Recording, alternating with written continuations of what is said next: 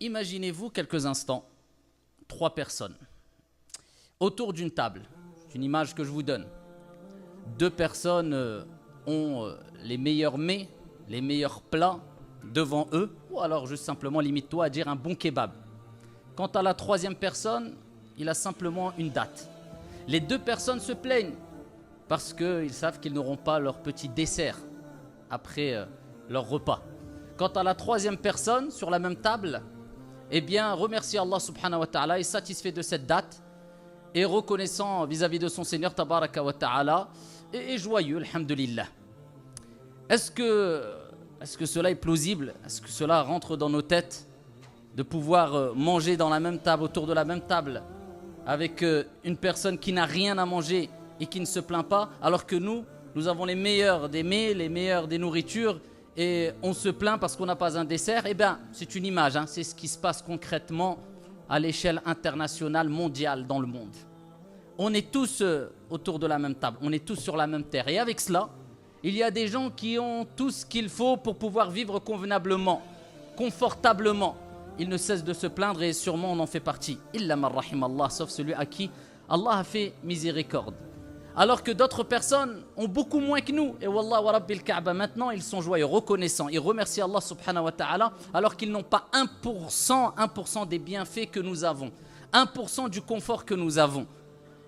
Rien d'étonnant alors quand on entend les paroles de cet homme-là qui était dans le marché et qui invoquait Allah subhanahu wa ta'ala avec les propos suivants. Allahumma ja'alni min al-qalil. Allahumma ja'alni min al-qalil. Omar ibn al-Khattab radiyallahu anhu warda entend cette invocation dans le marché. Il dit, Ya Rajul, min ayna atayta bi hadha ad-du'a? Mais d'où as-tu ramené, d'où tu es venu avec cette invocation? D'où vient cette invocation? Allahumma ja'alni min al-qalil. Oh Allah, compte-moi parmi le peu, la petite quantité. Qu'est-ce que c'est que cette invocation? Il dit, j'invoque Allah subhanahu wa ta'ala avec ses propos car qala rabbuna tabaraka wa ta'ala wa qalilun min ibadiy ash-shakur. Car Allah subhanahu wa ta'ala dit dans le Coran, et peu de mes serviteurs sont reconnaissants, et c'est pour cela qu'il ne cessait de répéter Allahumma ja'alni min al-qalil. Oh Allah, compte-moi parmi ceux qui font partie de cette petite quantité. Parce que peu sont reconnaissants envers Allah subhanahu wa ta'ala. Peu savent qu'est-ce que vraiment la reconnaissance vis-à-vis d'Allah subhanahu wa ta'ala. Peu, illa man rahim Allah, ont compris l'importance de ce sujet. Et peu ont compris que être ingrat fait disparaître les bienfaits. Quant au fait d'être reconnaissant, cela ne fait qu'accroître les bienfaits d'Allah subhanahu wa ta'ala sur vous. قال ربنا تبارك وتعالى وإذ تأذن ربكم لئن شكرتم لأزيدنكم وَلَئِنْ كَفَرْتُمْ إِنَّ عَذَابِي لَشَدِيدٌ. Et lorsque ton Seigneur proclama, et si vous êtes reconnaissant, j'accroîtrai, j'augmenterai de mes bienfaits sur vous. Ton argent, ta santé, ton bonheur, si tu es reconnaissant, si tu dis Alhamdulillah, avec le cœur, avec la langue, à travers tes faits et gestes, eh bien Allah augmentera de ses bienfaits sur toi. Mais si tu es ingrat, si tu n'es pas reconnaissant, si tu ne cesses de te plaindre, oh, moi j'ai les plus gros problèmes, dès qu'il y a un petit truc qui te touche, tu as ton petit lot d'épreuves, parce que de toute manière, tout le monde a son lot d'épreuves, eh bien tu flanches et tu oublies que le prophète alayhi salatu wassalam a dit « Unzuru ila man huwa asfala minkum » Regardez ceux qui sont en dessous de vous. Pas pour les actes d'adoration où on doit se concurrencer dans le bien. Là, non, mais la barre haute. Regarde ceux qui sont meilleurs que toi. Non, mais dans le dunya, dans les bienfaits mondains. Regarde ceux qui sont en dessous de toi. Au niveau de la santé, au niveau du matériel, au niveau du confort, au niveau de la... Regarde, toi tu te plains de ta maladie. Mais regarde, lui il est aveugle. Jamais il s'est plaint. Tu es aveugle. Regarde, lui il est tétraplégique. Jamais il s'est plaint. Et là tu relativises. Mais très peu. Allah l'a dit peu. Allahumma ja'alna min al-qalil. Peu de mes serviteurs sont reconnaissants. C'est l'élite. C'est les meilleurs. Al-qalil, la petite quantité.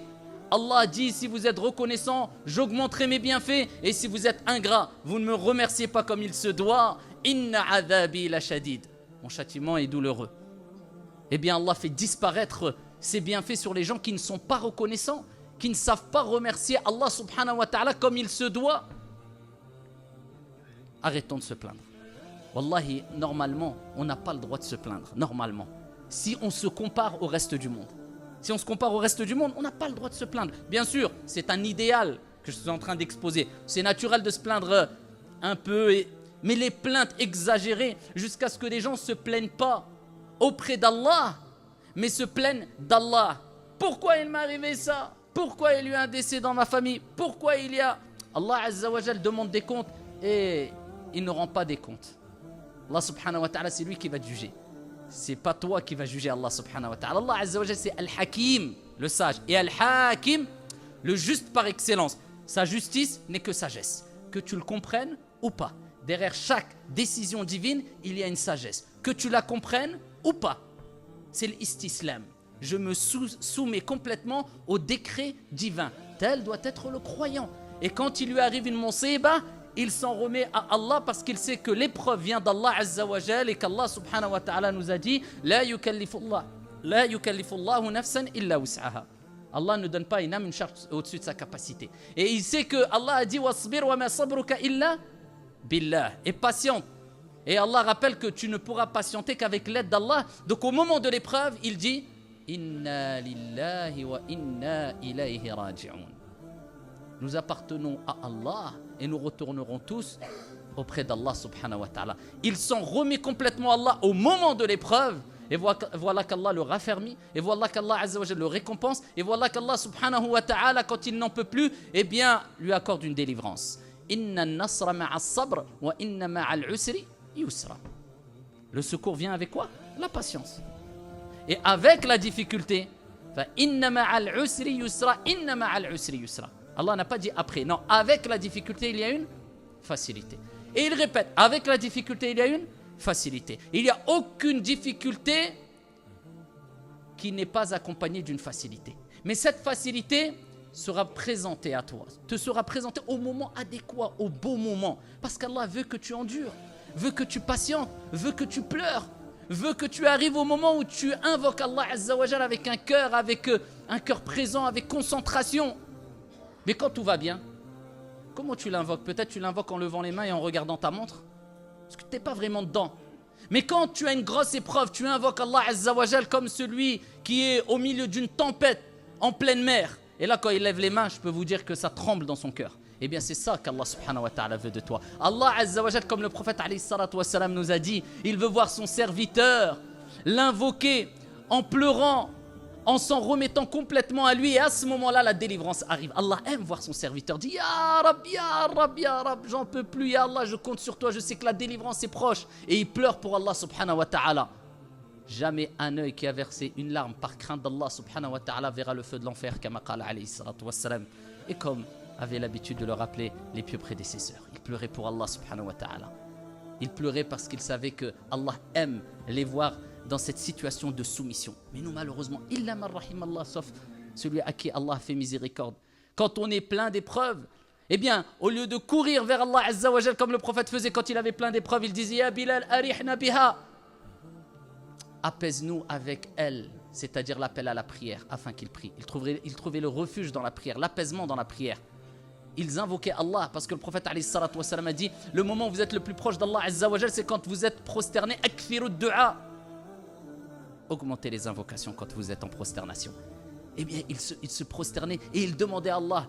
Eh bien, nous, malheureusement, on a tendance quelquefois à faire la même chose, à avoir le même comportement, mais envers les êtres humains. On ne frappe pas toutes les portes.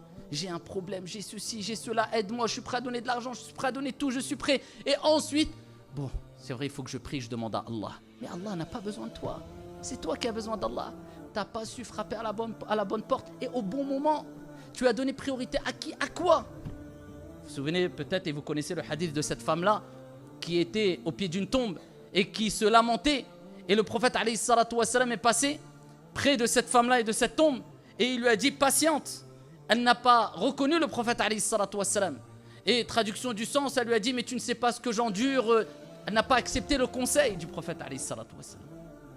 Et quand elle a appris que c'était le prophète alayhi salatu wassalam qui lui avait donné cette recommandation de patienter, bien que ça soit difficile, eh bien, elle a accouru vers la maison du prophète alayhi salatu wassalam, demander l'autorisation de rentrer et présenter ses excuses. Et là, le prophète alayhi salatu wassalam lui a dit la patience, c'est au moment du premier choc. C'est au début. C'est au début, tout de suite.